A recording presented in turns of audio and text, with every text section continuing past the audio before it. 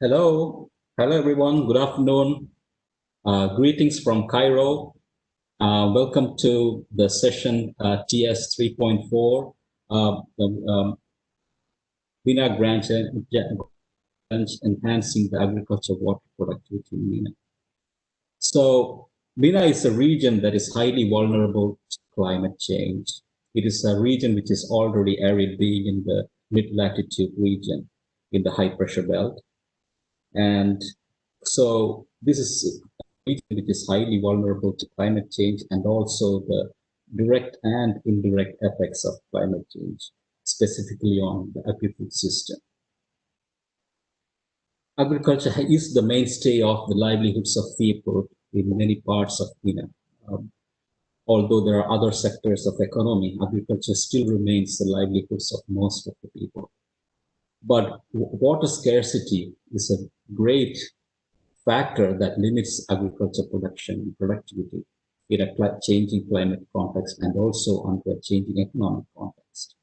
So enhancing the agriculture water productivity has always been the key issue of making MENA's agri-food system climate smart. And this is one of the major element that ICADA has been working on in the MENA region and also in other dry parts of the world, such as Central Asia. So in the Cairo Water Week, this session is particularly dedicated to enhancing agriculture water productivity in the MENA region, thinking about issues of thinking about ideas about making climate smart, the agriculture food system, by specifically working on the agriculture water productivity. So in this session, we have a series of experts that will be talking on various aspects of agriculture water productivity in the MENA region, from various elements such as on-farm water productivity, neutralizing or declining the land degradation, issues such as salinity, issues on water assessment and accounting, and also large-scale issues such as climate and climate analytics, and also using digital tools and other sophisticated technologies such as modeling and remote sensing for large-scale impact studies. So I welcome all of you to this session, and we look forward to discussing many issues on the water productivity sector in the MENA region. And I welcome all the speakers and all the audience to this. And I'm joined by my colleagues, Vinay Nangia, who is a principal scientist in water, soil and water sector, and also Rania to help me facilitate the event. Dr. Vinay will discuss more about how we will conduct this webinar session. Vinay, please.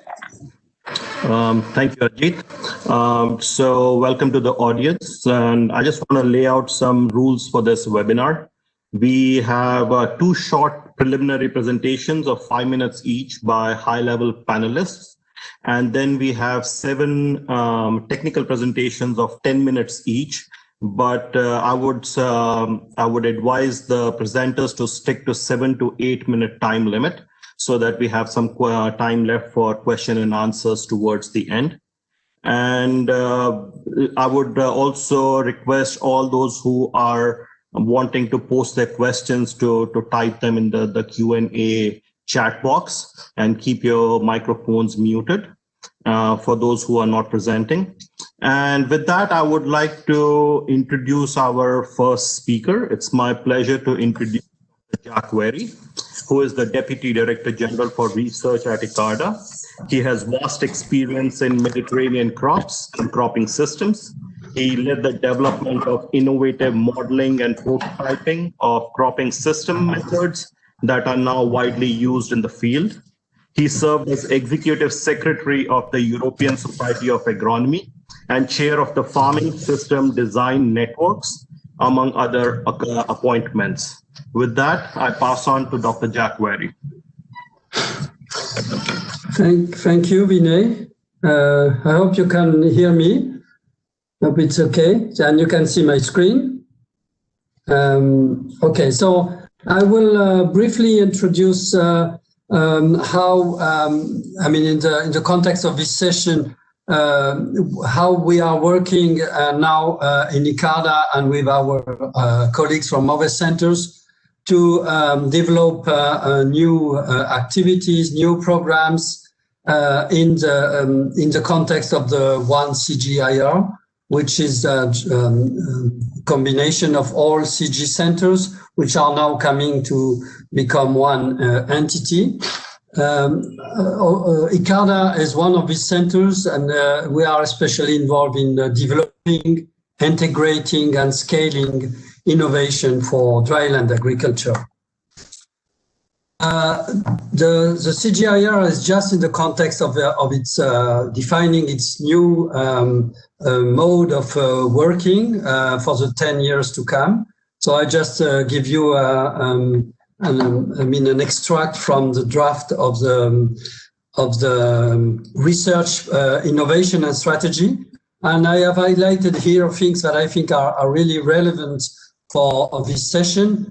The overall objective is science and innovation that advance transformation of food, land and water systems in a climate crisis. This is the overall umbrella of the new research strategy. And on the right, as you can see, there are three major pathways, let's say, to reach this objective. One is improving the genetic gains, and for sure, in terms of climate adaptation, there are many things to do here. The second one is development of sustainable production, and again, cropping system, farming system, livestock system have a lot also to do to adapt, and there are a lot of solutions that can be combined and scaled. And the third one is a system transformation.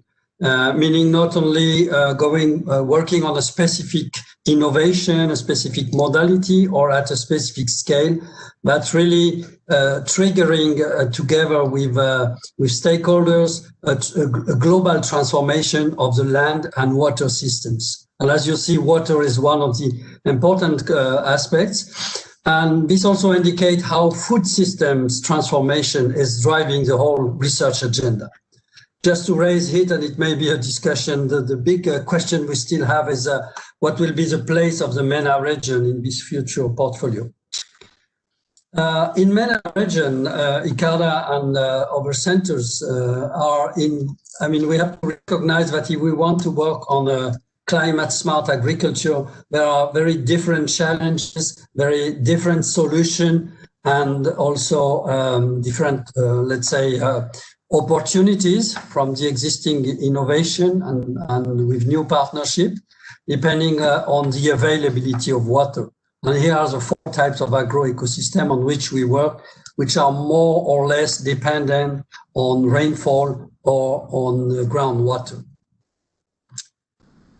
Among the overarching initiative that we are developing together with a set of centers, including IMI, IFPRI, and WorldFish, who was also based here in Cairo. We are developing the Dry Arc initiative, which is targeting research in development, meaning research activities that can be embedded from the beginning in development projects to trigger a sustainable transformation, and especially focusing on the driest part of Africa and Asia.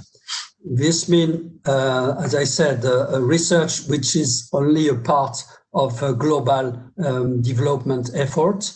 And among this initiative, or in the framework of this initiative, we are also working specifically in the MENA Grand Challenge with the 2-degree initiative, which is more specific to climate change, and especially, and there are already some webinars to address this. I just want to put for the discussion 5 major, let's say, pillar of this approach, and that I would propose, to which I would propose to come back if you want in the final discussion, because we have experience on each of them. You will see some illustration during this webinar of each of them, I think. But the question is really how to go more rapidly and implement these as a component of a global adaptation to climate change and agri-food system transformation. I will not detail all of them, but the presentation could be available. The idea is that plant breeding is very important in this approach to develop to adaptation to climate change, improve water productivity, and it's frequently the trigger of the innovation process. So especially, for example, having early maturing varieties or more deep-rooted varieties, but it's only the triggers. And the innovation requires a combination of new variety, good agronomy, value chain approach, and also capacity to scale out and to do sort of suitability mapping. The second message is, and it's illustrated here with the work we do in raised bed systems, is that if you want to have a systemic transformation or a systemic innovation process, meaning not only one technology or not only one commodity, but a combination, a smart combination of them, this requires conducive policies on water, on value chain, on fertilization, and so on. And it also requires engagement at an early stage with agribusiness, either as an input to agriculture or as an output, or in the food system. Third example, which will also illustrate it, but I think which apply to this as one of these 5 pillars, is the necessity when things are complex to implement, when there is a need to have a real systemic transformation with different, as I said, technology, but also different levels of approach, field, farm, landscape. There is really, it's very important to co-design from the beginning with local communities, and you will see some example. The fourth one is, to move rapidly in a pathway for sustainability, we need to think about this pathway regularly. I mean, here I take the example of the work we do on the development of wheat in Africa in general. And it's clear that the first step is really to develop a supply chain, create a job opportunity for wheat and the wheat industry. But it's only the first part of the pathway, because it also leads to generally to monocropping and specialization, which is not necessarily supporting sustainability in terms of soil fertility, water use, and so on. So thinking this pathway, for example, here towards diversification and natural resource management, this is where we are now in different countries. It's very important from the beginning. So not thinking that the transformation is just one step. It's a different set of steps which has to be also built with different objective and with the stakeholders. And the fifth one is the importance of digitalization. I think everybody recognized today that this is one of the major trigger of innovation and transformation. But it's very important that from the beginning, again, digitalization is developed in consultation, in partnership with stakeholders, so that we are developing digital-based services that really serve the purpose of each of the stakeholders, whatever it is, a government, farmers, or a value chain actor. And we are working in this and in collaboration also with FAO, for example. So these key 5 messages, if you can keep them on the side, I mean, I would propose that these are things on which we can come back at the end of the discussion. And I want to thank you here. And I'm very happy to be with you today for this webinar. Thank you. Thank you, Dr. Wary, for your opening remarks. Now I would like to invite Dr. Muhammad Al Hamdi. Dr. Hamdi is a Senior Land and Water Officer at FAO Regional Office for the Near East and North Africa, based in Cairo. He is also a Delivery Manager for the Regional Water Scarcity Initiative, which was launched in 2013. Prior to joining FAO, Dr. Al-Hamdi worked for 9 years in the United Nations Economic Social Commission for Western Asia, focusing on water and food security issues. Prior to this, for 9 years, Dr. Al-Hamdi was serving as the Deputy Minister for Water Affairs and as the Vice Executive Chairman of the National Water and Sanitation Authority in the Republic of Yemen. With that, I hand over to Dr. Al-Hamdi. Thank you very much. Can you hear me? Yes, loud and clear. Please proceed. And can you see my presentation? Is it? Yes, can see. But not in slideshow mode. Can you put it in slideshow mode, please?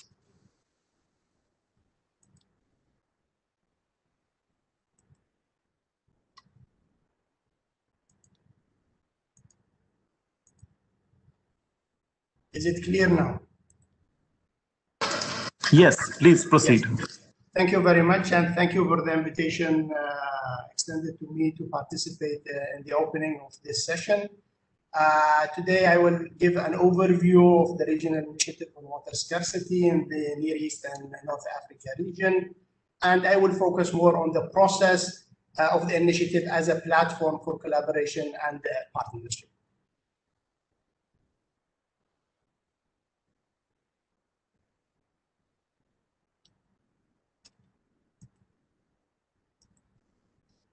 As you know, the regional initiative, the Water Scarcity Initiative, was launched in 2013.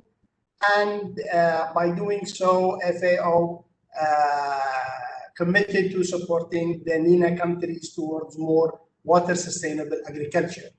And the overall aim was to pursue water and food security and their increasing water scarcity and climate-related risks. Of course, when the initiative was launched, this was prior to 2015 and prior to the SDGs, but now we see clear links to the SDG 2, target 2.4, and SDG 6, target 6.4. The main focus areas of work of the water initiative, the Water Scarcity Initiative, is really helping countries to enhance capacities for strategic planning of water management. You know, this is a region where water scarcity is an element and it's a constraint to sustainable development. Also, on a more technical, aspect, the initiative is helping countries on increasing efficiency and productivity of water, and also looking at non-conventional water resources as supply options, and managing climate change and drought risks. Also, groundwater governance is an important element in this region, and it's important that countries are managing groundwater sustainably.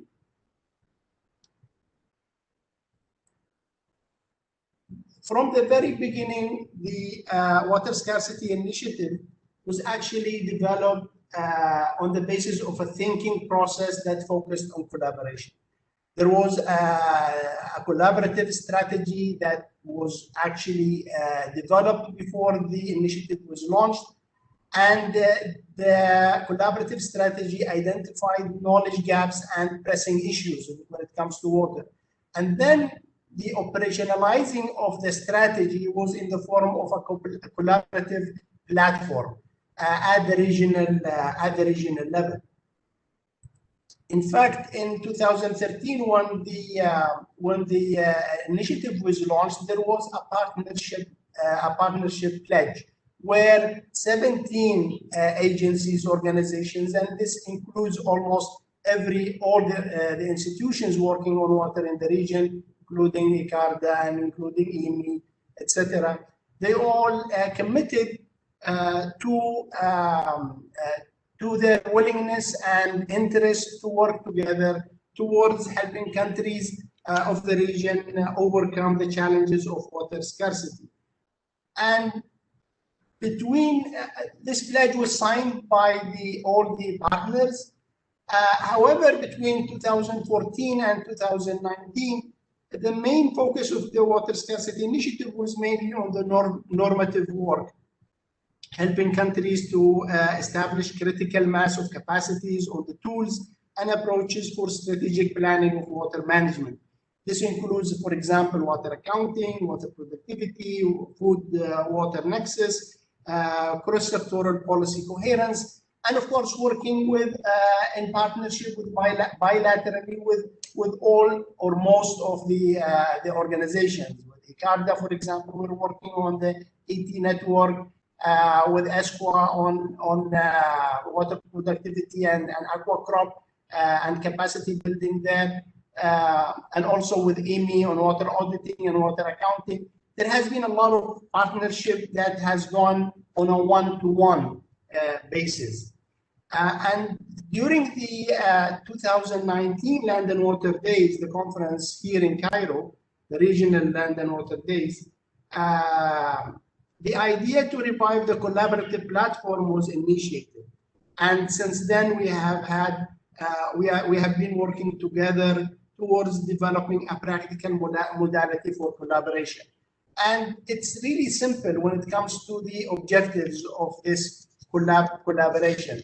We want to share information of the focus areas of work and also on the detailed activities. And additionally, we want to look at coordinated and joint implementation of activities. Besides that, a longer term vision or objective is to really go into joint and integrated planning in line with the regional and national priorities.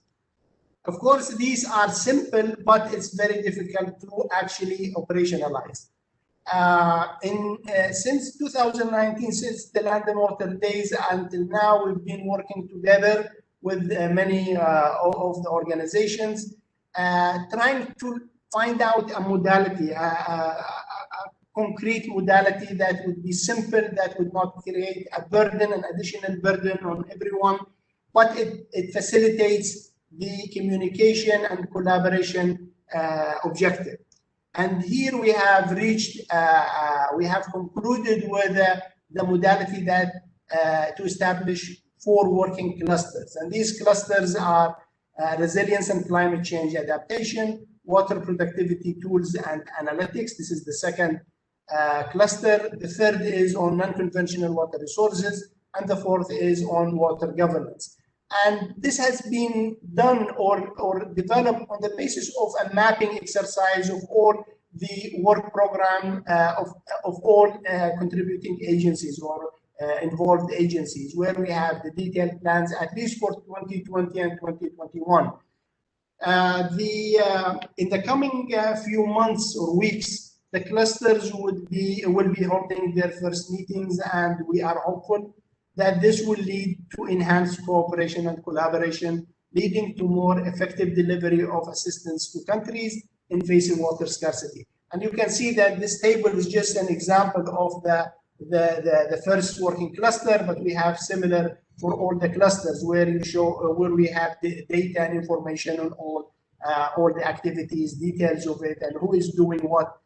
We hope that this will facilitate aligning with countries' priorities, especially when it comes to the implementation, coordinated implementation and joint implementation of our programs.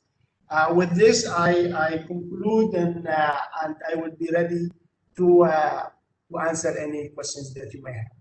Thank you. Thank you, Dr. Alhamdi. Because of the shortage of time, maybe I will go to the next phase of the webinar, that is our technical session, more technical session, where our experts will talk in depth on various issues of water productivity. So now I call Dr. Vinay Nangia, and talking about Dr. Vinay, he's a principal scientist and research team leader of soil, water, and agronomy at ICARDA. And he's also specially appointed professor at the Tottori University in Japan, and he's also an adjunct faculty at the Texas A&M University in the United States. His leadership and team building skills have helped solve complex challenges in water resources management that is posed by climate change. Dr. Nange has published widely and has trained several graduate students and young scientists. He serves in many international panels such as the FAO WASAG, UNCCD International Working Group on Drought, and is also the UNFCCC focal point for ICARDA. So he'll be talking mostly about the on-farm water productivity. Vinay in India, please. Thank you, Ajit, for the introduction. I hope everybody can hear me. I'm today going to present some examples of practical research works that our team at ICARDA and our partners are doing to develop climate smart, highly profitable, low water footprint cropping systems.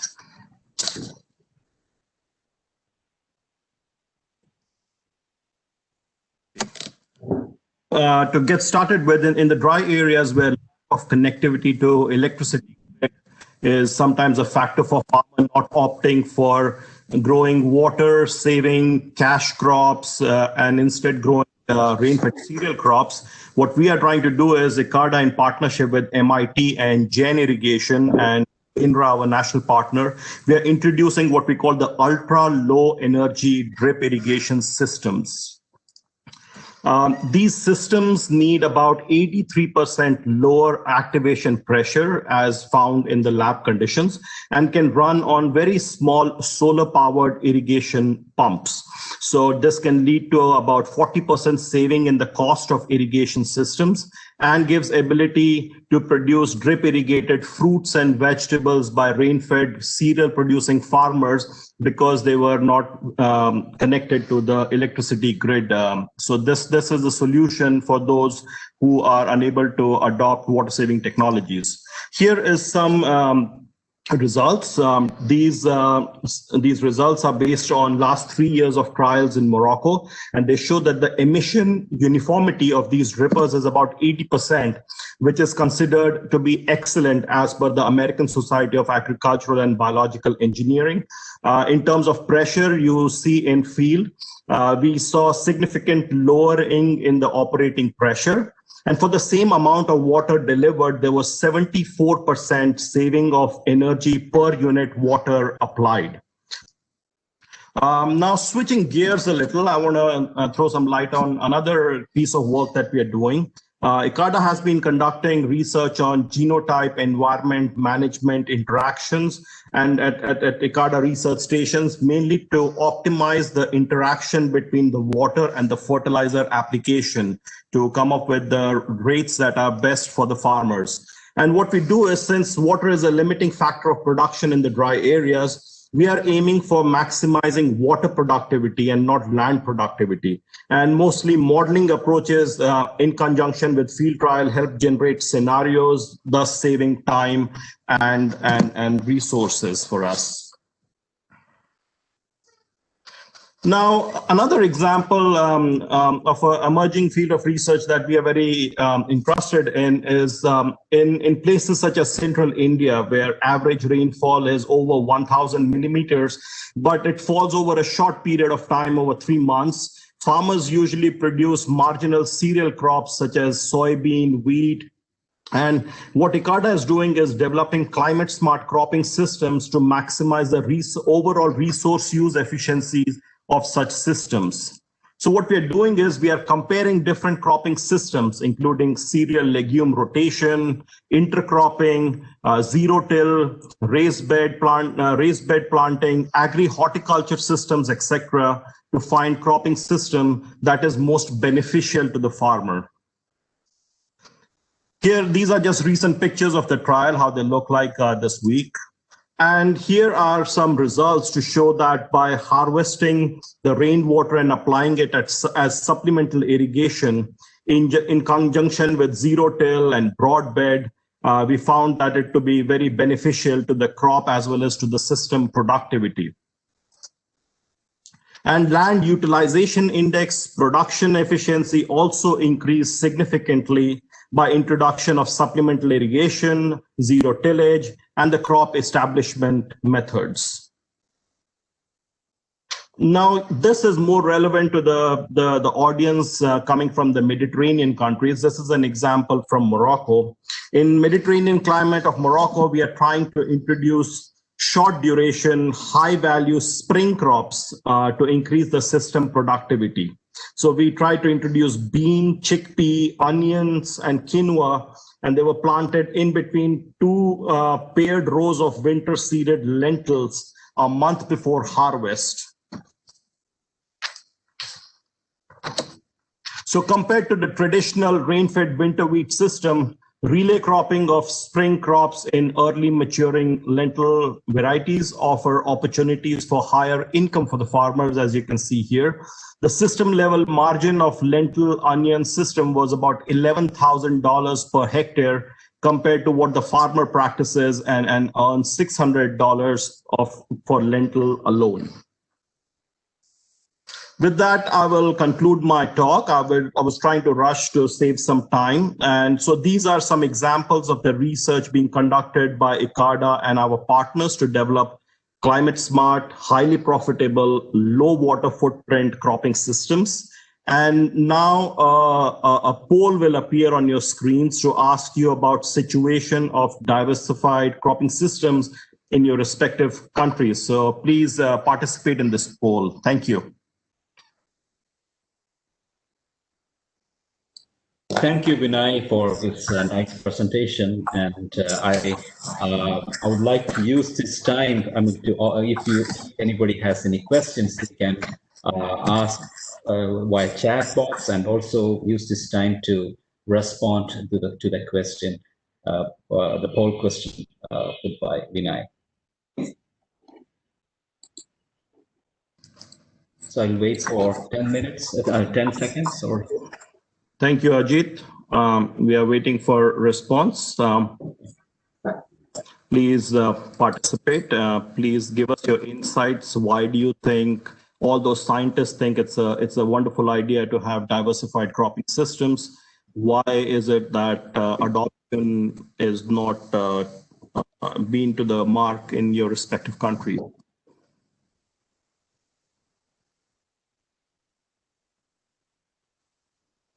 I take for granted that we can only give one answer.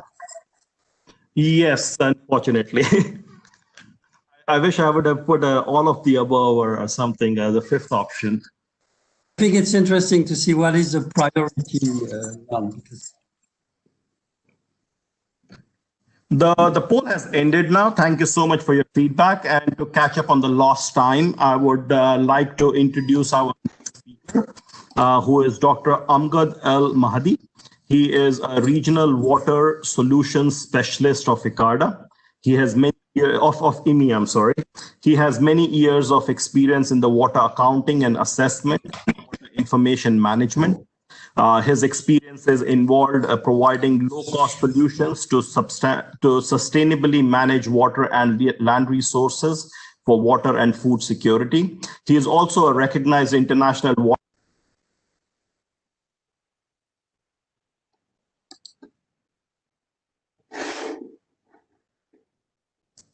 Thanks, Dr. Can you hear me?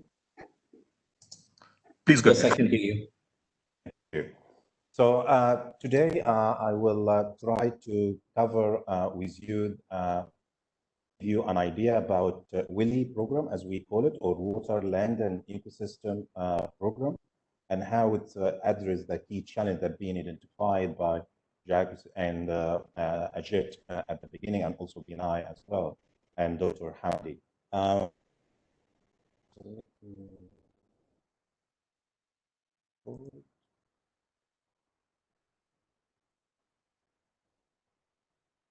So let's see what is WILI. So WILI program is led by IMI in collaboration with Team CJAR Partner Center with us, like ICARDA, IGRISAT, but also has FAO as a partner and ROOF as well.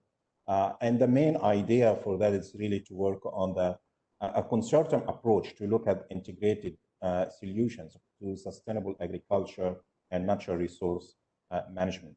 And that's through really navigating the interconnected risk, finding solutions among interconnected issues. So we're looking at the integrated solution and connecting thinking to compelling solutions. What I wanted to give you as a message here, and that was just a recent study that looked for the last 5 decades about the investment in CJAR. So for each $1 investment in CJAR, the return was actually $10. And that showed the value of research for development and how it's addressed the key issues here. So let's dive in a bit in the region here. And I will skip this one, but what I wanted to highlight here is to show just the key issues in the region. But it's what you can see here, it's a very also localized. So as we see a common trend or a challenge in the region, but also the priority different from each country. So one country could be a priority facing climate change. Another would be the vulnerability in the food system. So in terms of the activity we do under Willy in partnership with our partner. So as mentioned by Dr. Hamdi, we work with FAO to look at the water accounting and water auditing. And that really to help the countries in the region to understand the status of the water resources, but also understand how they govern the water issues as well through building their capacity and institutionalizing the water accounting system. The second area we look at, so after we understand the resources, we're looking for how you can really respond to supply and demand gap. And that's through the Rewater MENA project, where we try to see how we can actually promote the safe and more water reuse or treated wastewater to close that gap between supply and demand in the MENA region. And we do this in 3 countries, Egypt, Lebanon, and Jordan. And we see the capacity in the region that around 82% really to look and use wastewater reuse for agriculture. The other work that's done by our sister center, ICARDA as well, and you will hear more about this, of course, from the following presentation, but really to look at and see like what is the opportunity and a challenge of the wastewater reuse, considering like the gender aspect and also how farmer responds to this. And in Jordan also, we look at the community-based watershed rehab and also the management for enhancing the agricultural productivity. And that by looking at different type of technologies, including water saving, water harvest technology, and also downstream flood irrigated for barley agriculture. But also we try to see how we can actually minimize the water applications on the field. And that's through a number of activity and projects at different type of technologies that actually can help farmers to save water or to reduce the water applied, to inform them how much they need, when they need that water. And that could be like from wetting from detector, the chameleon sensor, or using biodegradable water absorbent and retention. And we do that project in Jordan where we're looking for water saving technology by different irrigation system. And we also do that in Egypt by testing those technology and see how they can really improve the situation in water use in Egypt. But we also to see like how you can take that information that we capture from all the research and bring in the global data set and make that information available in the farmer hands. And that by using ICT technology. And we did that work in Lebanon and in Egypt by developing an application that actually tell farmer how much water they want and or they need based on their crop irrigation system, soil type, at the time of planting, the time of harvest. And it gives them on the time they wanted to irrigate, how much they need to irrigate, but also give them the predictions of the yield as well, how much they expect. And we also take the next step. So by understanding the status of the resources, by looking for closing gap, by using technologies, so how to bring this into future, how we can do planning, and that through a drought monitoring project that work in the MENA region, but also looking at the flood risk mapping and seasonal forecasting work as well in the region, number of countries like Jordan, Lebanon, Morocco and Tunisia. And also how we can actually take all that information to bring the adaptation and the strategy into water resource management or the agro-food system. And that work done by, again, by ICARDA, our sister center, to look at the adaptive management of water resources to increase the agricultural productivity, and look at how actually gender have to do this. And you will hear about this as well from our colleague Bissa at ICARDA. But also to try to see, like, can we really understand how the farmers, what is the farmer perceptions and response to climate change when you see a change in temperature or increasing in temperature in the last decade to the current, and how actually they adapt, how you bring that adaptation to inform a strategy. And we take that information really to inform the strategy and the investment for agriculture sector. And we did that work in collaboration with FAO for the first council meeting or ministerial meeting under League of Arab States last year. But we also see how you bring the innovation, small and medium enterprise. So we just launched that regional innovation hub for the MENA, really to address water and energy for food, and to work on the MENA region and try to support the innovators and try to understand how they actually can bring a solution into scale up and scale out as well. And that work really funded by a consortium of donors like USAID, SIDA, Netherlands, and GIS. But we also try to see, like, the real impact for us here is really to reach around 750,000 small farmers, where we actually can increase the food production, but also around 300,000 farmers will really need to increase their income as well. But taking from that, how we can actually put the enabling environment to support all that to happen as well. And that for the next 4 years, we'll be really working with all of you, looking for your partnership, looking for your support to make that happen and be able to put a strategy and policy at the country level and at the regional level to support really the innovative solutions for application. And with that, I would like to thank you for good listening and looking for your question. Thank you. Thank you very much, Ramgar. It was a nice presentation to give, to have an idea about the overall idea about the WLE program and its activities in the MENA region. So next, I will invite Dr. Bissa Desalin. She's a social scientist working at ICARDA in the Water, Land, and Ecosystems program. She has more than 20 years of experience in research and development fields focusing on food security, agriculture, rural development, livelihood improvements, and gender mainstreaming. Some of the examples of topics she's focusing on include technology adaptation and adoption, building resilience of socio-ecological systems, and agriculture water. So Bissa, please take it forward. Thank you, Rashid, for the introduction. I'm trying to share my screen, but your name is still on it. Can you see my screen? It's uploading. It's starting to share. It's still loading. Nice. Okay.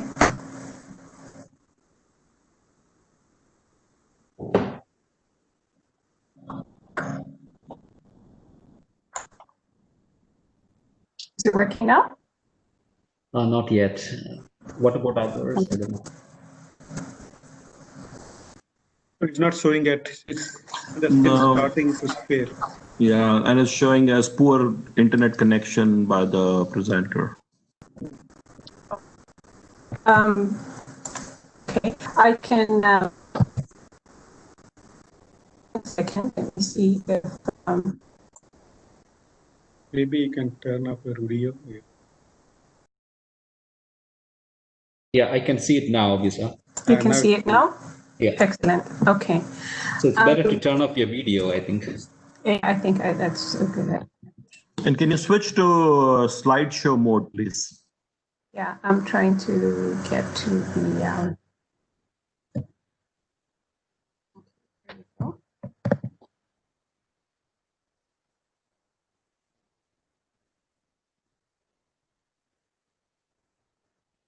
So my presentation, good afternoon, everyone.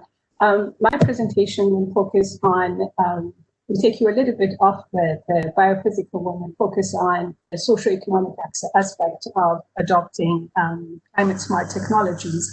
And so I will be talking about adaptation to climate change, looking at the challenges and prospects for adoption.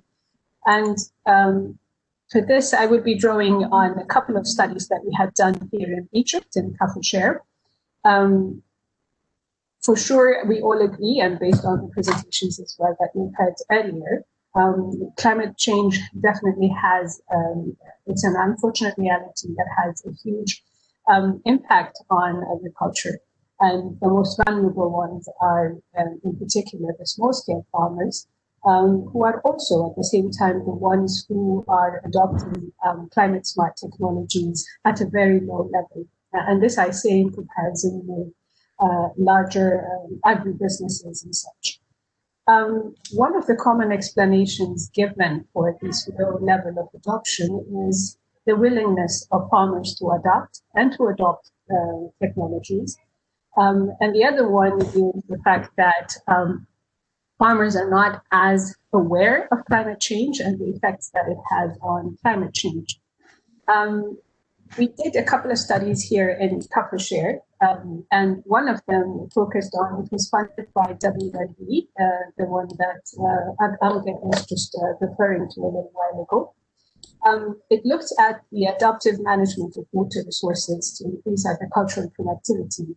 And here we looked at the evolution of water management practices over the last 10 years, looking at how men and women changed their adoption of different technologies over the years to respond to water scarcity. We looked at the changes in the roles of different stakeholders and so forth. And here we learned that the adaptation depended partly on whether or not you're a man and a woman, partly on the location along the canal, if you are at the head, then you know the tail end, partly your access to credit, access to information, and so forth, which was in line with the literature on adoption. The other one, we followed up the study in the same area, in the same location, trying to understand how farmers perceived the effect of climate change that is going beyond just the water scarcity aspect of it. And in this case, we looked at changes in average annual temperature as a proxy for changes in climate variability. And in this study, we looked at 30-year span, where we looked at and interviewed men and women and different stakeholders on their understanding of what the temperature was like 30 years ago, 20 years ago, 15 years ago, 10 years ago, and so forth, and until now.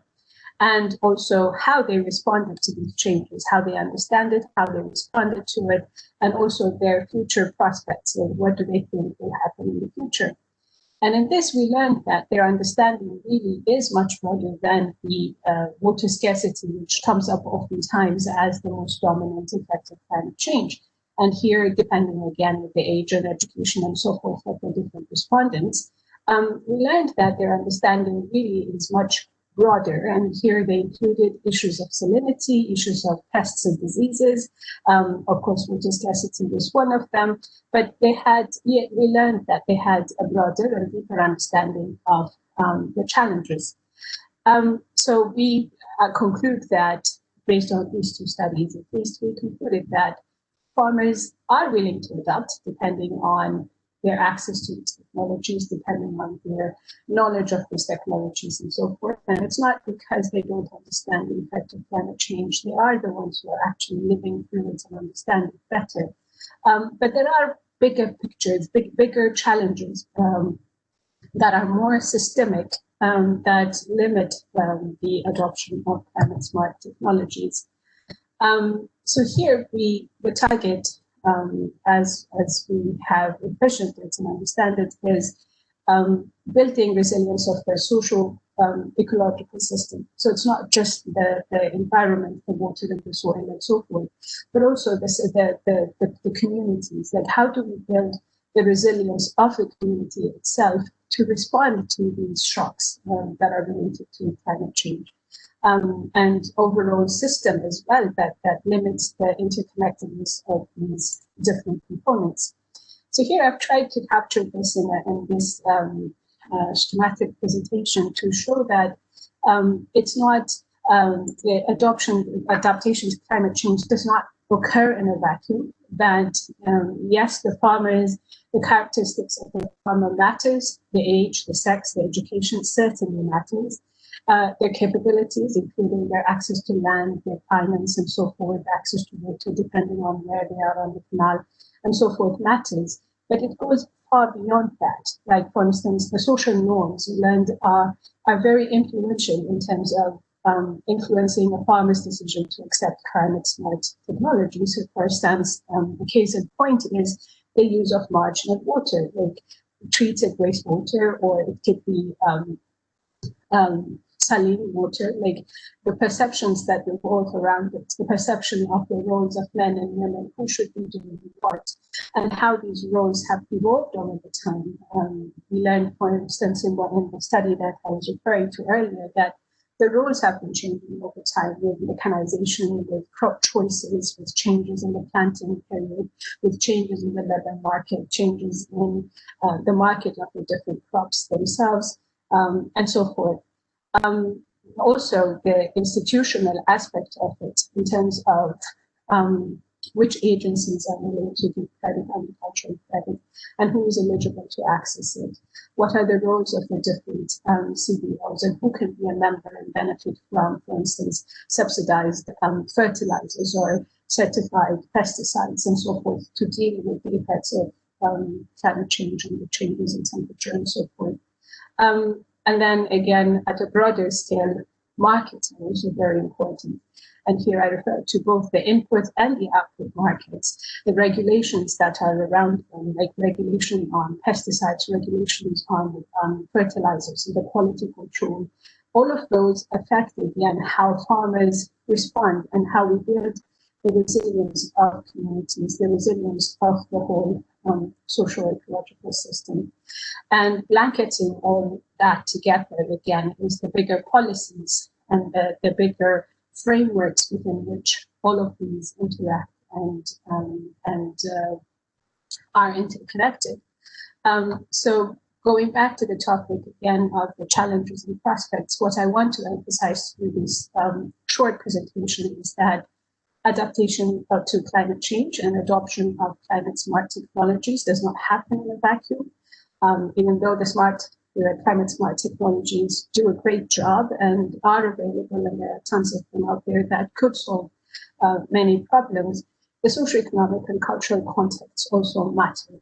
The dissemination strategy that we use matters. And so it's important, and this is the takeaway that I hope that we will go with, is that for the prospect of adoption to increase, the methods that we use have to be holistic, they have to be integrated and inclusive, including all social groups within the communities. Thank you for your time, and I think I'd be happy to respond to any questions at a later stage. Thank you, everyone.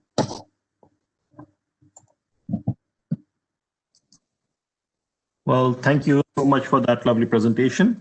For sake of catching up on the lost time, I would like to start introducing our next speaker, Dr. Stefan Strohmeyer, who is a colleague of mine at Jakarta. And he is the leader of a research team focusing on land degradation neutrality in marginal drylands, the focus on watershed management and modeling. He has authored many peer-reviewed journal articles, has written several book chapters and conference papers on mitigating land degradation and improving livelihoods, and is associate editor of the prestigious Land Degradation and Development Journal. With that, I give the floor to Stefan, and please try to wrap up in 7 to 8 minutes. Thank you. Thanks a lot, Winnie. I hope everyone can see my screen. I'm a little bit hesitant to share my camera. Let's see what happens. Yeah, so dear colleagues, it's a pleasure to be here at Cairo Water Week 2020 and presenting something on community-based watershed management towards enhanced agro-pastoral productivity and drought resilience. I like to take this opportunity to introduce ICARDA as a team, including also the national partners and also including these frameworks around as introduced by Jack, DryArc, or by AMGAT, WLE initiatives which are supporting this kind of activities. My presentation, the presentation will be about the potential agro-pastoral environment across MENA or MENA. Most examples shown are from Jordan, the dry desert steppe called Badia, where former Bedouins used to reside. However, there's a large similarity of this kind of environment across MENA. Basically a mix of climate change, but mainly the overexploitation of natural resources caused a severe degradation of these lands. It's mainly unsustainable agriculture in a term of overgrazing with too many livestock, with barley plowing, so mechanized agriculture, removed actually the perennial vegetation, the cover, and disturbed and exploited the soil health. And after plowing, the soils are especially vulnerable, as you might see on the right-hand picture, this kind of dust cloud or dust bowl taking away fertile topsoils. The depleted soils now quickly form crusts after the first and initial rainfall because of the poor fertility and structure conditions. And the soils are then not able to retain much water, much rainfall in the catchment, in the watersheds, but it would quickly run off as surface runoff. And the degraded lands actually, just the degradation itself shows that there is water at all, as you see the lower left picture. But the other side of the reality is there is water. It's just at the wrong place and at the wrong time. And this is not a phenomena particular for Jordan. This is something happening in large areas across MENA again. And I think, for example, in Tunisia was badly hit by such an event, I think last rainy season. This is one aspect of climate change too. So as discussed before, and I think also the next presentations might show it more detailed, there is a general trend in declining rainfall, increasing temperature, maximum, minimum, but also average. But besides these slow trends or these increasing, decreasing trends, the extreme events might probably not get less, or perhaps they might get even stronger, what some kind of sources say. And this is an accelerated threat. The declining overall rainfall, the less cover, the less retention in the watersheds, and the at least similar heavy or heavier rainfall events will cause more, both of severe droughts, but also flood events. And there is, of course, a way to manage such kind of water in rural areas. And one way I want to discuss or show in an ICARDA case study, with all the bad news on climate change, there might be probably one key element which takes a little bit advantage of this kind of regime, and this is water harvesting. So what ICARDA does, together with its national partners, is a kind of a watershed rehabilitation and sustainable land management approach, which considers the different features of the landscape. It's a community-based approach which tackles the uplands, the more shallow soils and more vulnerable areas towards a large spread, nature-based resilient ecosystem, but it also has a place for high-yield agriculture, but local in the downstream. As mentioned, this is practiced as a community approach in our example, but I mean, this example again, Jordan could be anywhere. It's even the rehabilitation itself, the restoration approach could be already a value chain activity. And the image also shows the mechanized micro-water harvesting approach ICARDA is promoting in such agro-pastoral environments. And this is how it works. Actually, the intermittent contour pits collect surface runoff, not everything, just a part, deep infiltrate, and this boosts then the vegetation growth of the outplanted shrubs and also the seed material collected, which will also emerge native annual grasses and other vegetation on top of this.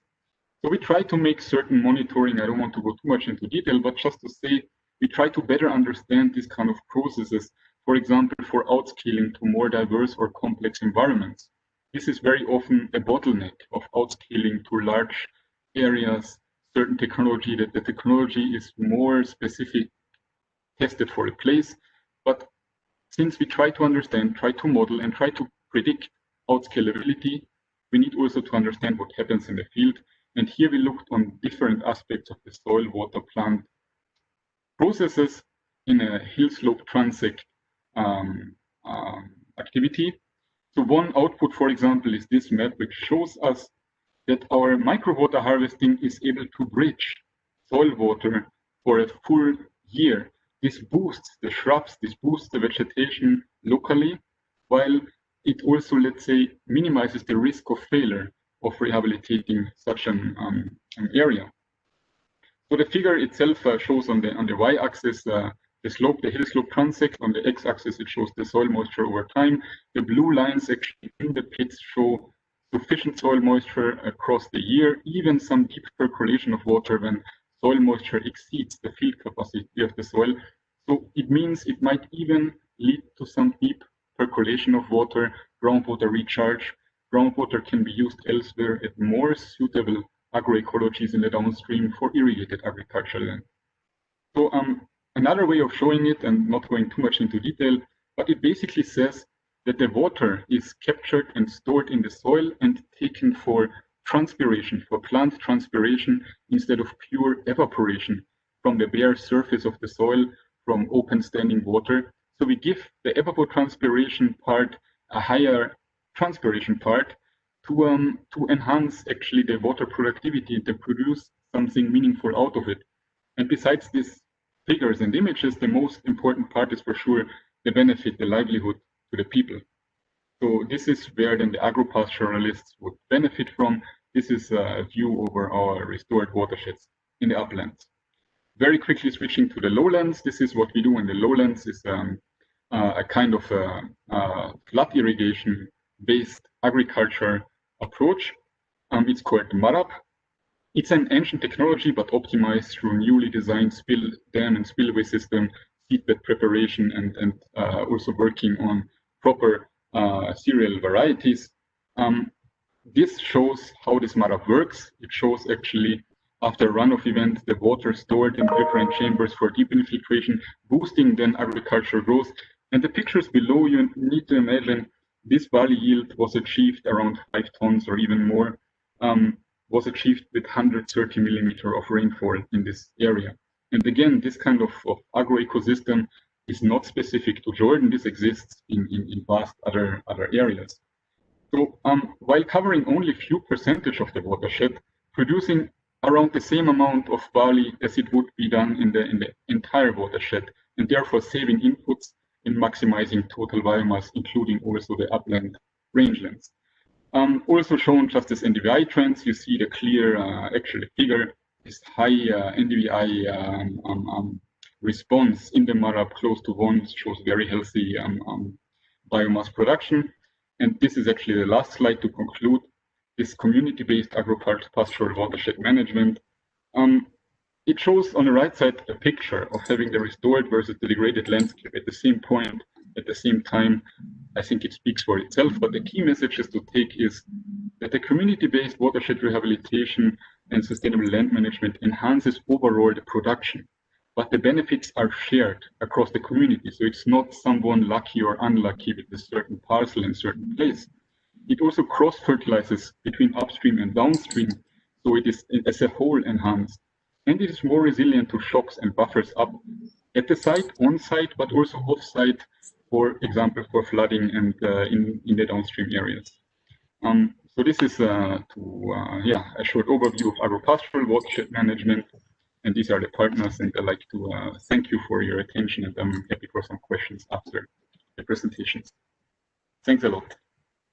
Thank you very much, Stefan. This was a really nice presentation because it implicitly brings the fact that we have to deal with the climate change issue from an eco-hydrological perspective. That means understanding the underlying process of plant and soil and water balance from so that we could do research for development that would benefit the society as a whole, and also involving the society. Thanks very much, Stefan.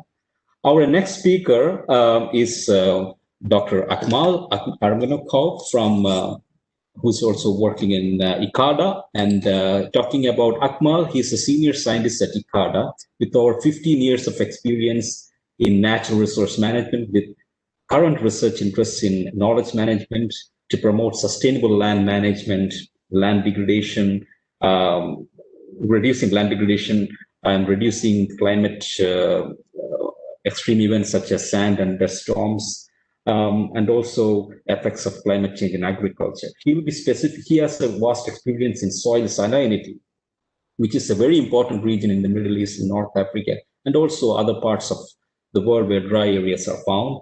And salinity is a very important issue, and tackling the salinity issue is a very key aspect of water productivity, because you apply more water for reducing salinity, and again it feedbacks to increasing the salinity.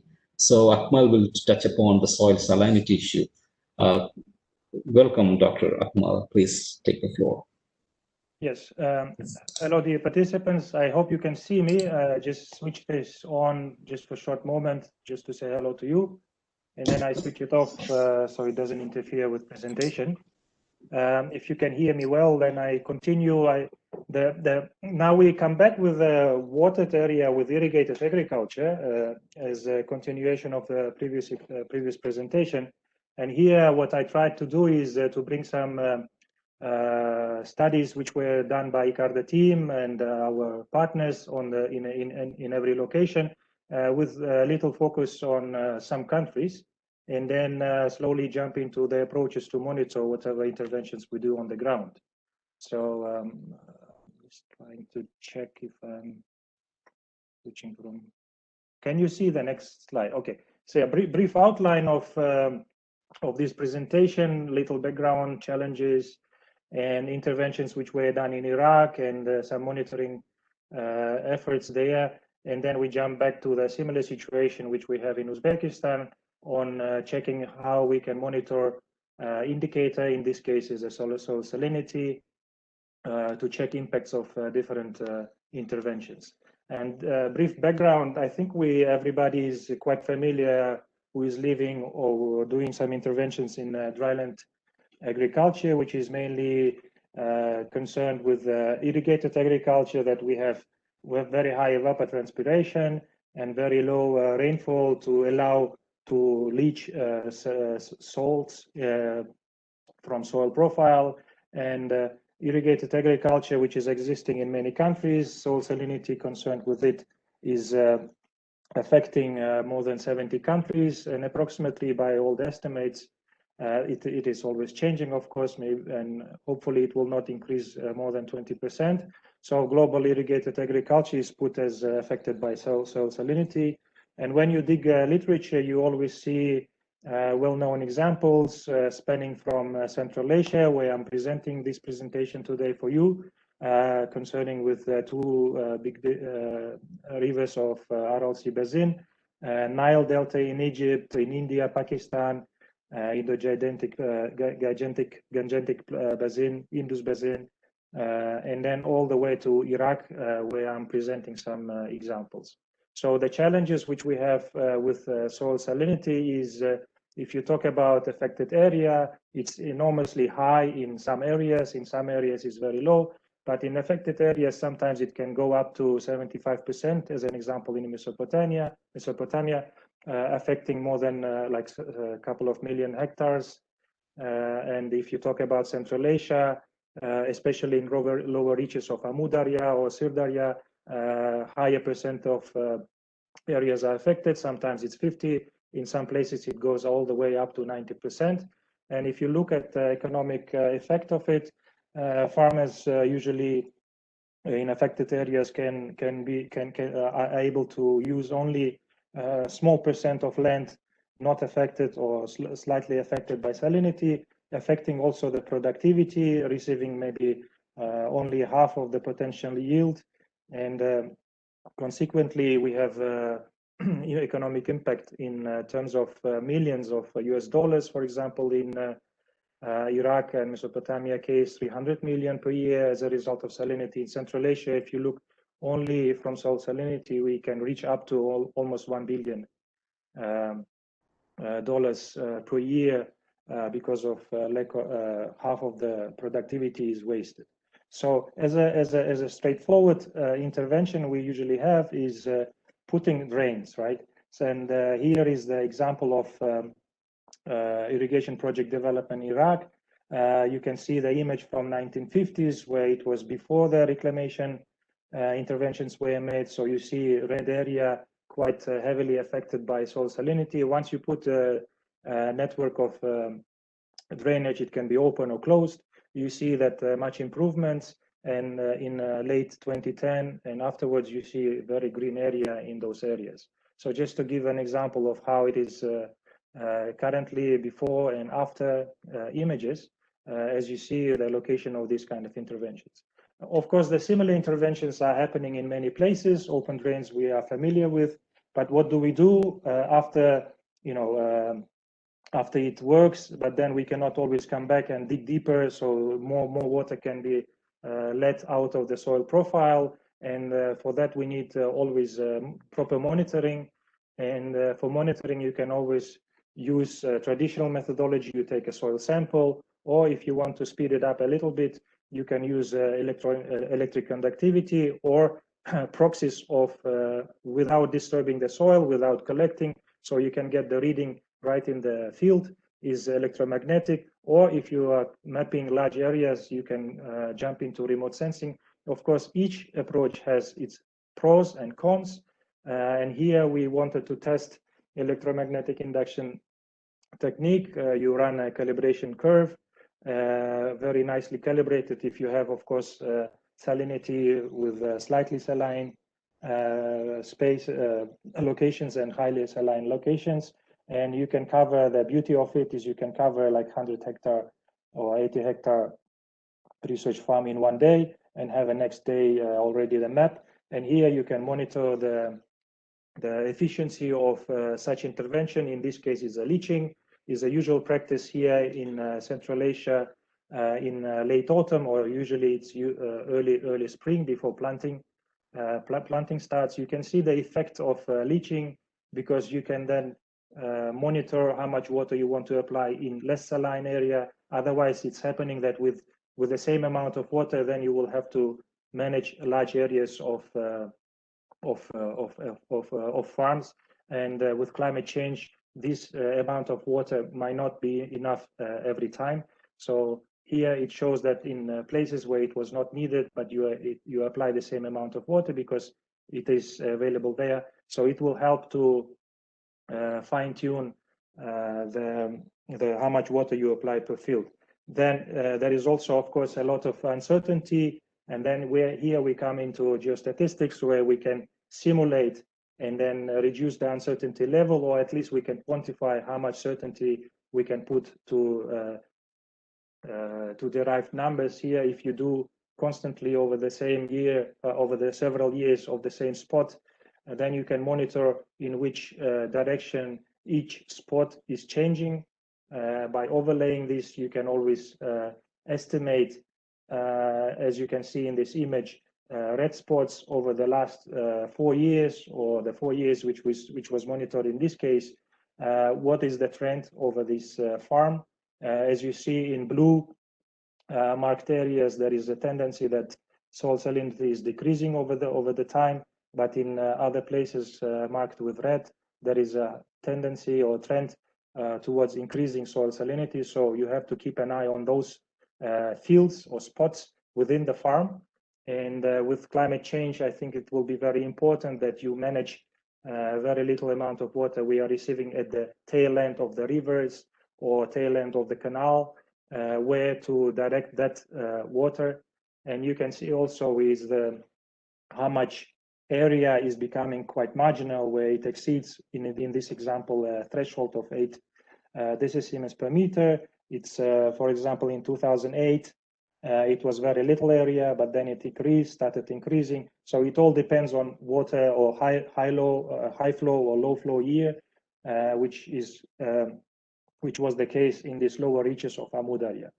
I think that gives us a tool to address as an indicator for land degradation, and our interventions. You can estimate if any interventions we are making in this location is taking us towards positive change. If it was worth investing into these kind of interventions. So I'm sorry for this very quick opportunity to give this talk, but some examples from previous works is available in several publications. Thank you very much. I think I'm still in time, no? Thank you, Akmal. We have a few minutes. We are a few minutes behind schedule. So for those of you who have some questions, please do post on the Q&A chat box. And we are getting some questions that we are trying to reply. With that, I would like to introduce the next speaker, my good friend and colleague, Chandra Biradar, who is a principal science and research team. Can you make a shareable screen? Yeah, with multidisciplinary educational background in forestry, agriculture, genetic resources, and space applications. He published over 210 research articles, received numerous awards, and pioneered biodiversity farming for diet, diversity, health, wellness, and planetary health. With that, Chandra, you have 7 minutes. Please go ahead. Thank you, Vinay. And can you see my presentation, I guess? Yes. Okay. So thank you very much, and thanks for this opportunity. And as a previous speaker talked a lot about all these sustainable options and water saving systems. Here I just give a quick touch on the digital technology, how best you can leverage this technology for water efficient agriculture in the drylands. And the global challenge is very clear. We are crossroads of the food systems.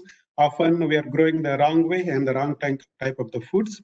So that clearly demand a sustainable options to fix that. That COVID clearly indicated that health is wealth and the food system is broken. How best you can fix is focused on the nutrition and water saving. And that really brings back to the vital food systems.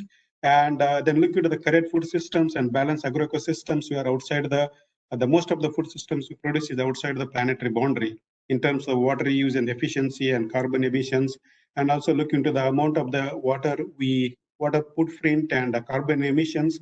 It is quite higher than the sustainable options for the long term. So that really demand for using the water efficient agriculture and reduce the impact on the food systems. This clearly demands for the changing the diet pattern. And that links to the diversified cropping systems. That leads to the what we call a crop diversity, and linked to the diet diversity, gut biome, immune systems, and overall health systems itself. And having that background, this is where the digital technology is the next big disruption. What's called a disruption in technology is going to happen. That is in agriculture. So that's with a farm focus, and that is economically viable and ecological sustainable for the better resource use efficiency and nutrition. So this is really brings back us to the how best we can choose the right crops and right choice of the crops and that fit into the water saving and move away from the water guzzling to water saving crops. And here example bringing into the different multi-layer farming systems that are really good for the water saving as well as the climate resilience.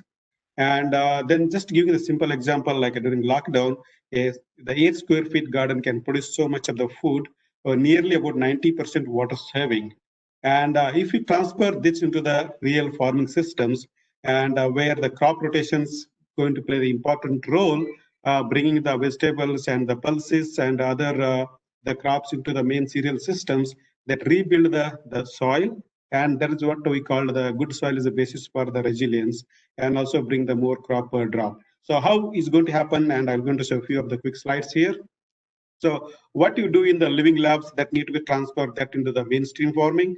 And for example, here in the desert farming, and a lot of the options here, there's a main issue in the high aridity and the heat area where a lot of the transpirations happen. So how best we can new technology innovations and IoTs they can bring in to reduce this the transformation required to bring a what's called a water saving technologies.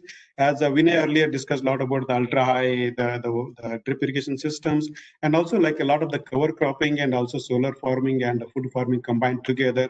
I'm giving a couple of the example here. So that high value crops and also simultaneously harvesting the dew and water harvesting the same solar panels options in the same time. One is the sun-loving, hot-loving crops. That's where require a lot of the sunlight and the radiations, and simultaneously they grow the shade-loving plants together. So this is where real options for what we call the innovations in the Fadan 1.5 million Fadan farming, where Egypt is planning to do it. This really brings back the bridging the gaps in terms of the technology, in terms of the yield, in terms of water use. This is where we call the digital transitions. And also link this into the what we call urban periphery and the rural transitions going to happen, because often food travel such a long distances, and that lose what we call the food waste happens in that the process. Also energy consumptions. So how best we can link the essential food items within this periphery between the urban to the rural. So that really brings us the reducing the water and carbon footprint, and also the human-induced the climate change impact. This is where the lot of the food systems travel such a long distance, what you call food mileage, and that's also directly linked to the water efficiency and energy. And this is also other one we looking into the inclusive farming systems, where integrated farming system trying to look at it the both options. A nutritious food to feed the family, because of the most of the poor families, they spend nearly 70 to 80% of their income on the food alone. And other side, the rich people, they spend nearly same amount on the pills and medicine. So this is so much imbalance between the how we consume more, consume less. And this is where we need to look at the premium products in the kind of the fractal approach that really leads to the water productivity enhancement in the contextual framework, in the big picture at the basin or the landscape level, but we often focused on the real what's called individual farm level. So this is where brings us the connecting the excellence in agronomy, management of science to breeding, extension and markets. And try to understand what is happening on the farm level, what is at the regional level. This need to quantify the such a systematic way to understand they target the technology innovations, whether it's rice bed technology, as ultra the high irrigation systems, or the multi-cropping systems. And this is to quantify in such a way that we can understand the context and options within the farm, between the farm and between the systems where low and high productivity. That brings us back to what we call a digital augmentations for revitalized agriculture. We're trying to look into what's happening at the individual farm level. The geotagging means where the farm is located. How best we link that into the number of different biophysical and socioeconomic other climate parameters, and also agro tagging, how the farmers doing the different management practices, how they differ from one year to other years, how one farmer to other farmers, and bring all this local intelligence into the machine learning algorithms, remote sensing. This is where I call in-season site-specific indicators, where we're working on that aspect, choosing the right crop and the right time and link that to the market. This is where we bring the geo-analytics that brought us to what we call a demand-driven decisions. This is where the most revolutionary approach for the transfer of farming systems is going to happen in the decades coming. And there is a lot of the tools available. For example, FAO, the Vapor, and Ricardo developed now the number of this what's called water productivity mapping and monitoring tools, and still at the coarse resolutions, where 1 kilometers to like 100 hectares to the 25 hectares. But our most of the land holding capacity is less than 2 hectares. Even also quite complex within that one, because the farmers choose different different crops within the landscape. This really demands us to bring us the new analytics, the real-time analytics, the advisory at a farm level.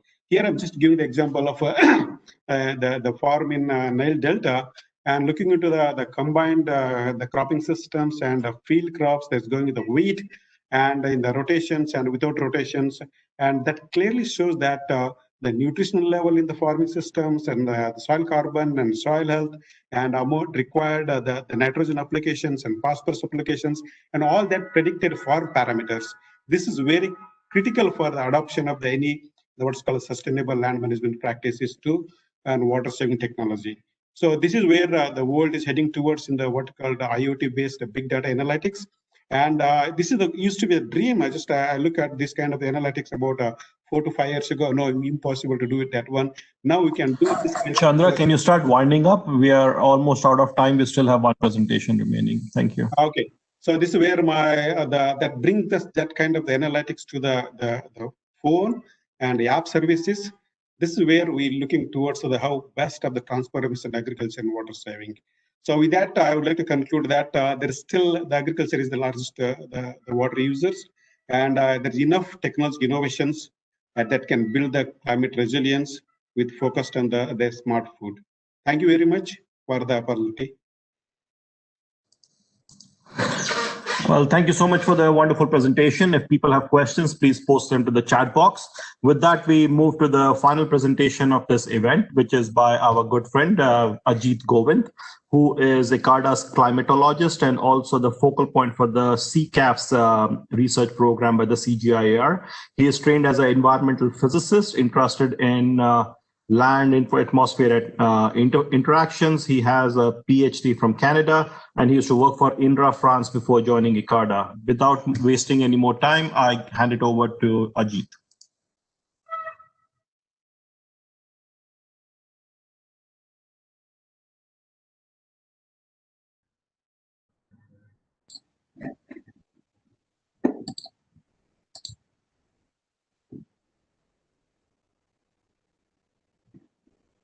Hello.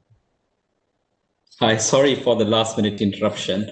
We have seen a wonderful array of topics discussed here, which pretty much everything revolves around climate change and water. But it is also important to know what aspect of climate is changing, how the climate is changing, or where the climate is changing. So this is pretty much the work of the interest of as a climatologist. So I will talk more about the climate change itself, the biophysics of it, and also how this information can help us in understanding how we could make the agri-food systems climate smart in a climate change context. So I will just rush up a bit because of the lack of time. Just the analysis of the climate data in the MENA region shows that this region, which is already arid, which is extremely vulnerable to climate change, at the end of the century, we can reach as much as 5 to 6 degrees of positive anomaly of mean annual temperature, which is a very, very alarming thing, and we need to take necessary actions. So, especially in the context that most of the MENA's agri-food system is rainfed or agro-pastoral, except for the Nile Delta and the Euphrates-Tigris Basin, which is irrigated. Most of it is rainfed and or agro-pastoral systems. So it is basically majority of the agri-food systems are depending on the climate. So it is very important. Some examples of how we do the climate analysis: we are participating heavily in the Iraq climate program with the UNFCCC, and it is alarming to see how how the seasons are changing, how the elevated regions of the landscapes are vulnerable to climate change. For example, in the Kurdistan region, it is extremely vulnerable to climate change, and this is a region which is having snow and other forms of hydrology which can rapidly affect the downstream hydrology in terms of flooding. So we don't really know which direction the climate is changing. Of course, there is a warming trend, but in terms of hydrology, there is a big speculation in terms of the direction and the magnitude. So this is why we need a collective intelligence on how climate is changing, and this is very much limited in this part of the world because of the capacity in terms of technological capacity as well as capacity in the knowledge itself. So we need to build more on this. This is my message here. Work in the Central Asia, where because climate is the driver of many of the processes, and we need to provide climate information and also provide advisory based on information. This is only then it will be useful. So these type of initiatives are on the rise, and it's a good trend to see that donors are more interested in climate change and its impact on agri-food systems in the recent years. Now, when we talk about climate analytics, it's mostly coming from what we call as the global general circulation models, which is very, very coarse resolution. And for operational use, it becomes, it will not be really useful unless we do a processes called downscaling, because here the coarse resolution climate products are useful for global planning and international planning, like the international protocols. But in terms of operational use, we need really local scale climate and local scale meteorology. And this is where we have been working in close collaboration with the US Geological Survey and also ESCWA. And we have developed a protocol for downscaling climate data for assimilating into models, because we can foresee the effects of climate change on agri-food systems or watershed dynamics or other systems using models. And these models need climate data for foreseeing and see the vulnerability and impacts. So we have been working with a lot of models, several types of models at Jakarta, and various projects. Watershed models, crop simulation models, and even economic models, but climate forcing is not yet used actively in socioeconomic models, but in the future years here. So what I'm trying to say is that we need a collective intelligence in the region on sharing climate data and exchanging data and using the data by different stakeholders. At the high level stakeholders, scientists, academia, as well as research for development organizations. Now, Jack was mentioning about climate smart crops. This is the way to go in the future. So we have been working on how to improve the crop varieties using information or advisories provided from a climatological perspective. So that means we can see what are the hotspots of abiotic stress, where are the regions of drought stress, and other types of stresses that will happen in the region, and accordingly we can breed, specifically targeted breeding can be taken. So this figure shows some of the analysis done for Morocco, and we see some of the hotspots region. There is the graphics which are shown at the bottom shows a place, important location where we have been working for several years for issues, and we see that how the climate change may happen. This is the information that is the mean of 21 general circulation models downscale. So 21 models across the world have been compared, and the average of this is presented here.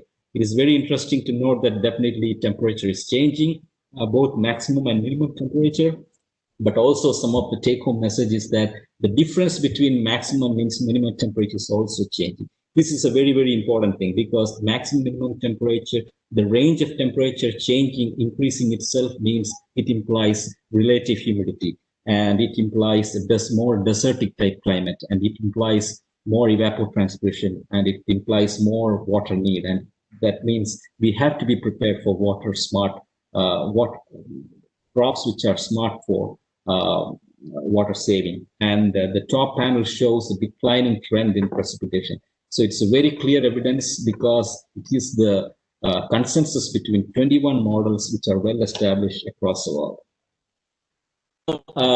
There is, having models, we also need to have ground measurements. We are having a dearth of data in the region in terms of hydrometeorological observations, as well as evapotranspiration, which is the proxy for crop water need. And so there is a urgent need for coordinated regional ground data collection. Coordinated means it has to have in a consistent protocol. We cannot have one methodology in Morocco and another methodology in Iraq and another methodology in Egypt, for example. So it has to be a coordinated methodology, and it has to be managed centrally, and so that we have a very good data set of measurements on, and knowledge on how hydrometeorological dynamics is happening and its impact on agro-food systems. So this is a driver for many recent initiatives such as the water scarcity initiative, which Dr. Muhammad explained in at the beginning. And Jakarta is also participating in this through the MENA ET network, where 5 countries are participating. The water scarcity initiative is a bigger initiative, and MENA initiative is MENA ET initiative is a smaller initiative, is a subset of this, focusing on the evapotranspiration. And I also want to highlight that these benchmark sites can also be the spots for other types of ecological or agroecological measurements, such as carbon sequestration, nitrous oxide emission, or methane emission, which can have other use. And so what I'm trying to say is that not only evapotranspiration, but these sites can also be used for coordinated measurements of other parameters. And we can make a good resource for calibrating and validating large-scale modeled estimates. For example, remote sensing-based modeled estimates of evapotranspiration. Most of these estimates are done with generic parameterizations, where they don't distinguish between different types of crops. So how well they are retrieving their various signals, they can be calibrated and also compared with these types of benchmarking sites measurements. So this, I would like to talk about another high-level thing called the 2-degree initiative. So Jack was mentioning about large initiative like dry arc and also the 2-degree initiative at the CGR or at the global scale. So we are also working on the MENA Grand Challenge of the 2-degree initiative under the dry arc framework. In this also, we have a dedicated program on water. So that means water assessment, accounting, and management, where we focus on all dimensions of water issues in the dry MENA region. So with this, I will wind up. There is lack of time, and also we have to rush. And I call MENA to please post a poll of the poll question, because I would like to know from the audience what are the climate smart water management initiatives that you are doing in terms of measuring and modeling. So I would like, we can use this to understand what is the perception of the audience in terms of hydrometeorology and climate analytics. Thank you very much.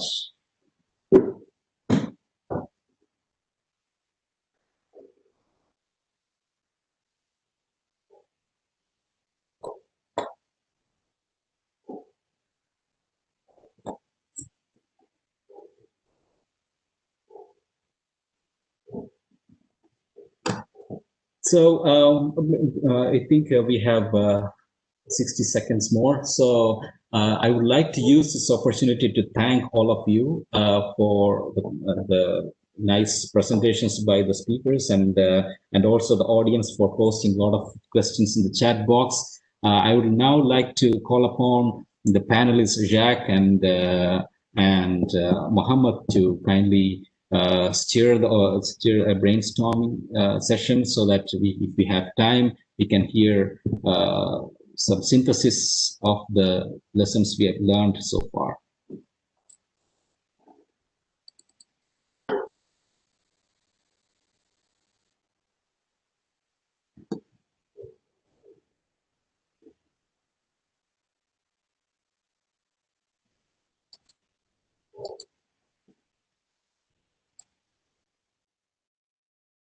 Jacques, are you there?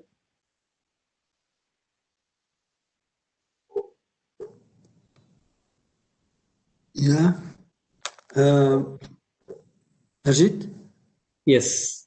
Yeah, I'm not clear on how much time we have. We seem to be already running out of time. Yes, unless the system automatically closes us down, we can use the time. No, yeah, but I have another meeting that I need to join. So okay. Yeah, no. So maybe just a global comment. I mean, from the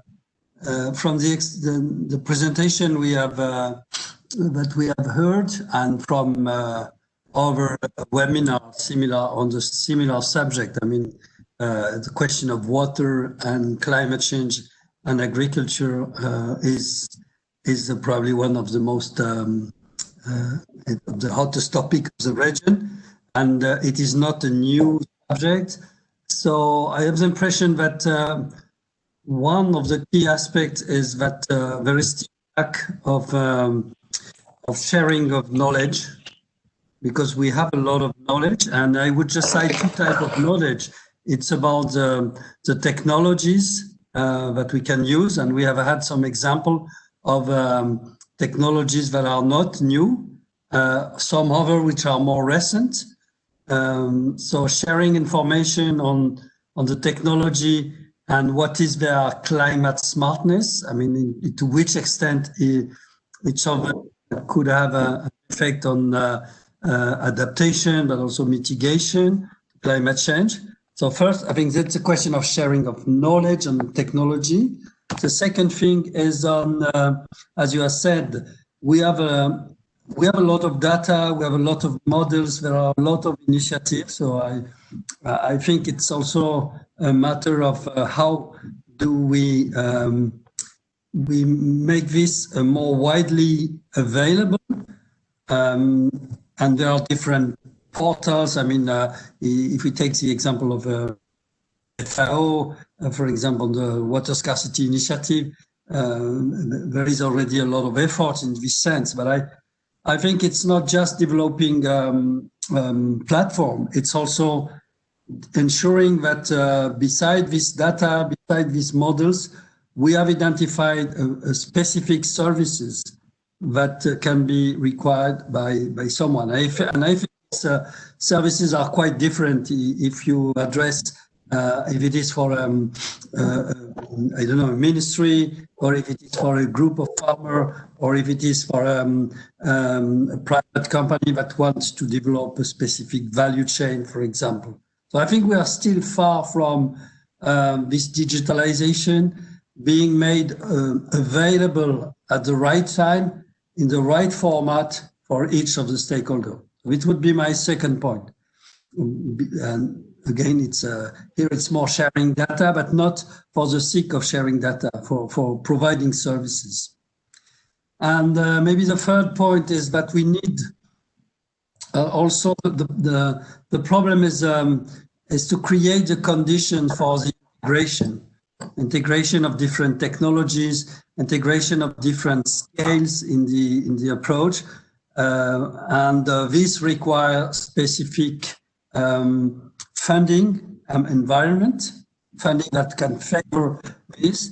This also imply to be very careful in not reinventing the wheel every time, and working really on the question of how do you scale something which need to be integrated, and where the solution is a specific integration for different communities or watersheds. So how do you combine the broad diversity with the fact that you cannot just rely on case study? I mean, so the question globally of scaling integrated solution, and I think we are so far from what I see so far. We are lacking this sort of development projects or type of I don't know, climate finance supported project where the objective is really to scale this